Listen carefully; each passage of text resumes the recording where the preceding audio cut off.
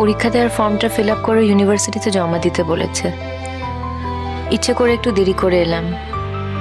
সত্যি সত্যি জীবনটাকে আবার নতুন করে শুরু করতে হবে। একদিন যা যা ভুল করেছি সবটা সংশোধন করে নিতে হবে। কিন্তু সৌরনীলকে ছেড়ে চলে আসার পর থেকে কি অলৌকিকভাবে মনে হচ্ছে সৌরনীল আমার খুব কাছের মানুষ ছিল। না, আমি যে কখনো ওর কাছের মানুষ হয়ে উঠতে পারিনি তা নিয়ে আমার কোনো সন্দেহই নেই। কিন্তু ও আমার কাছের ছিল।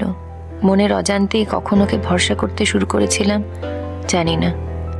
আচ্ছা, এমন কি হতে পারে সৌরনীলের সঙ্গে আজ মুখোমুখি দেখা হয়ে গেল? না না, দেখা হবে না বলেই তো আমি একদম লেট আওয়ার্সে এলাম ফর্ম জমা দিতে। আমারও এমন কপাল যে এখানে এসেই ফর্মটা জমা দিতে হচ্ছে। ও গড জিসাস, তোমার কাছে আমি খুব বেশি কিছু চাইনি কখনো, আজ মনে প্রাণে চাইছি ওর সঙ্গে যেন আমার দেখা না হয়, প্লিজ। আমার এক পৃথিবী অভিমানের কথা ও যেন কখনো জানতে না পারে। ওর নতুন জীবন সুখের হোক।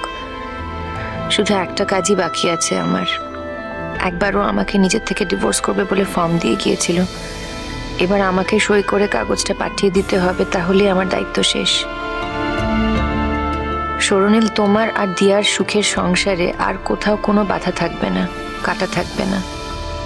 সত্যি যদি তোমার মন জুড়ে দিয়াই ছিল তাহলে সে কথা বলনি কেন আমায়? কেন মিথ্যে ভান করেছিলে আমার সঙ্গে যে তুমি আমাকে ভালোবাসো?